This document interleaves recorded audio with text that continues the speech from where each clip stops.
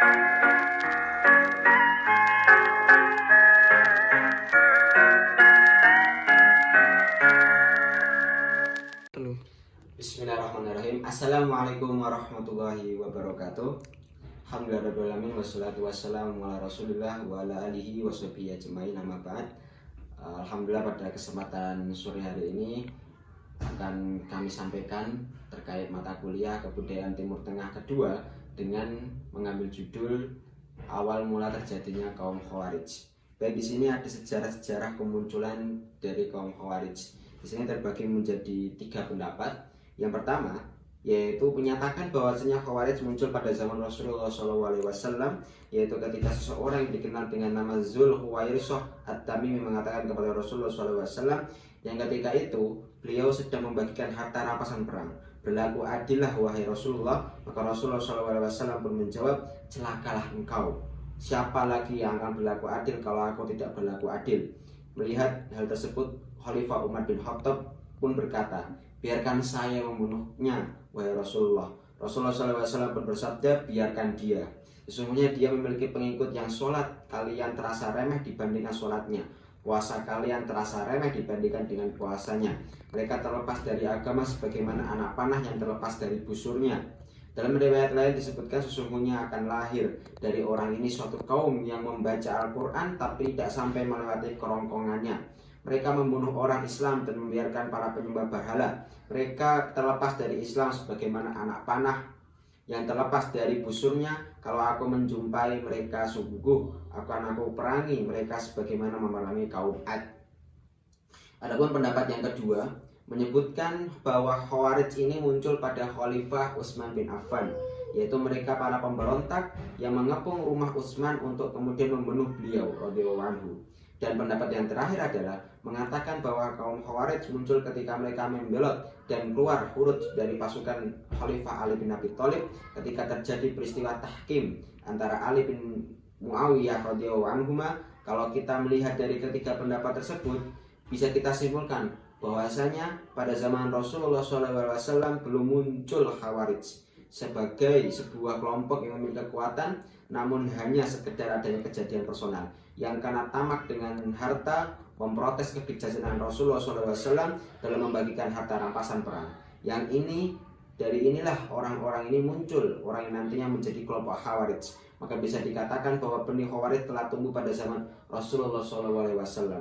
Adapun pada masa Khalifah Utsman bin Affan radhiyallahu anhu, meskipun muncul kelompok yang keluar huruf dari ketaatan-ketaatan, bahkan sampai membunuh kepada Khalifah Utsman selaku Khalifah kaum muslimin, namun motif mereka masih sebatas faktor kemarahan. Setelah kejadian itu pun mereka dipencar dan tidak berkumpul menjadi sebuah kelompok yang memiliki kekuatan. Baru kemudian pada masa Khalifah Ali bin Abi Thalib radhiyallahu anhu, khususnya setelah terjadinya perang Siffin yang diakhiri dengan peristiwa tahkim, muncul Khawarij sebagai sebuah kelompok yang memiliki kekuatan serta memiliki pandangan politik dan ideologi yang berbeda dari kaum muslimin. Kemudian yang akan kami sampaikan adalah terkait awal kemunculan kaum Khawarij. Di sini dituliskan oleh Dr. Yusuf bin Abdullah bin Yusuf Al-Wabil bahwasanya di antara fitnah-fitnah yang terjadi adalah munculnya kaum Khawarij atau kaum yang memberontak kaum muslimin kepada Khalifah Ali radhiyallahu anhu. Awal kemunculannya adalah setelah berakhirnya perang Siffin dan kesepakatan antara penduduk Irak dan Syam untuk mengangkat juru damai antara kedua kelompok. Di tengah perjalanan kembalinya Ali radhiyallahu anhu ke Kufah, kaum Khawarij memisahkan diri darinya padahal sebelumnya mereka bersama pasukannya. Dan mereka singgah pada satu tempat yang bernama Harura. Jumlah mereka mencapai 8.000 orang, ada juga yang mengatakan 16.000 orang. Kemudian Khalifah Ali mengutus Ibnu Abbas radhiyallahu anhu kepada mereka. Maka Ibnu Abbas berdialog dengan mereka sehingga sebagian mereka kembali dan bergabung dengan golongan yang mentaati Ali.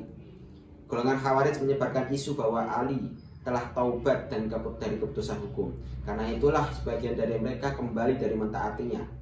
Kemudian Khalifah Ali berkhutbah di hadapan mereka di Masjid Kufah.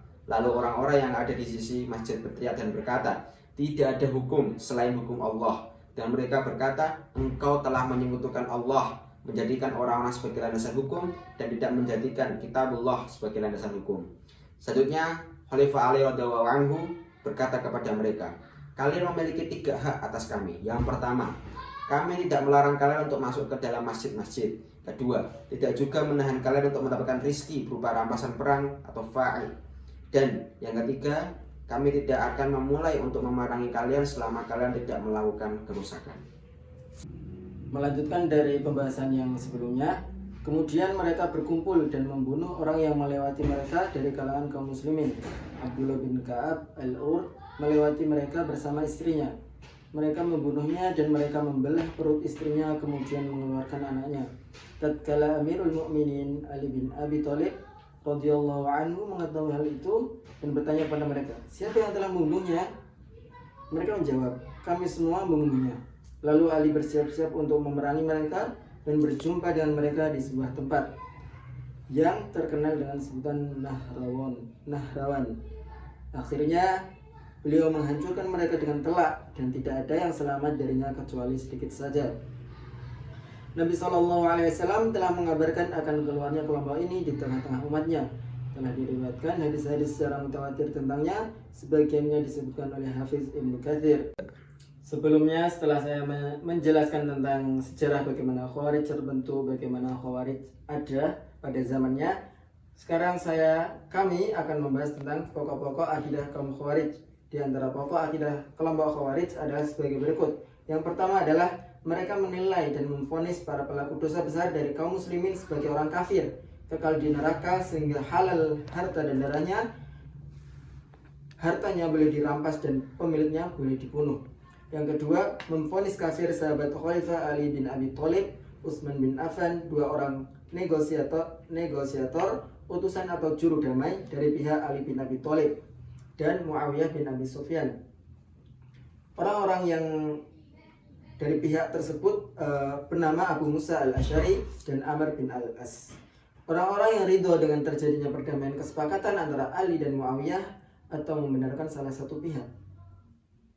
Adapun kekhalifahan sebelum terjadinya tahkim perdamaian, mereka membenarkannya. Demikian pula Khalifah Abu Bakar As-Siddiq dan Umar bin Khattab radhiyallahu anhu ta'ala anhuma, tidak mereka vonis kafir. Ketiga, meyakini wajibnya memberontak kepada penguasa muslim yang zalim. Keempat, wajibnya keluar dari jamaah kaum muslimin bersama penguasa mereka yang sah. Kaum Khawarij bermuamalah dengan kaum muslimin sebagaimana bermuamalah dengan orang kafir. Kelompok Khawarij berlepas diri dari kaum muslimin, menimpakan berbagai kesusahan dan bencana serta menghalalkan darah kaum muslimin. Kelima, mereka tidak mau mengamalkan dan menolak sunnah Nabi SAW jika bertentangan dengan pokok-pokok keyakinan mereka. Mereka menolak hadis ahad jika hadis tersebut mengandung suatu hukum yang lebih dari apa yang terdapat dalam Al-Quran, seperti hadis tentang hukum rajam dan selainnya.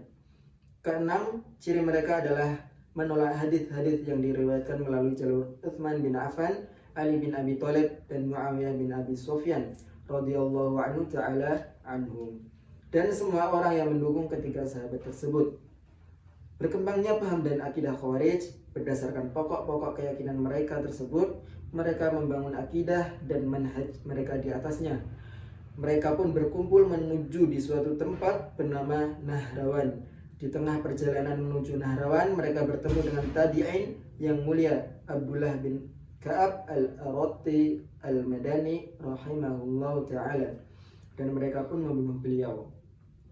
Lebih dari itu, mereka pun dengan bengisnya membunuh budak perempuan Abdullah bin Ka'ab yang ketika itu sedang hamil. Khawarij pun membunuh dua-duanya, sang ibu dan anak yang dikandungnya. Pembunuhan ini terjadi pada tahun 38 Hijriah. Khawarij akhirnya sampai dan berkumpul di Nahrawan. Kabar ini diketahui oleh Khalifah Ali bin Abi Thalib sebagaimana cerita yang sebelumnya. Inilah diantara sebab perkembangan dan meluasnya pengikut Khawarij menjadi banyak sekte dengan berbagai macam ideologinya hingga saat ini. Namun semua mereka tidak lepas dari tiga ciri khas yang telah kami sebutkan sebelumnya di awal tulisan ini.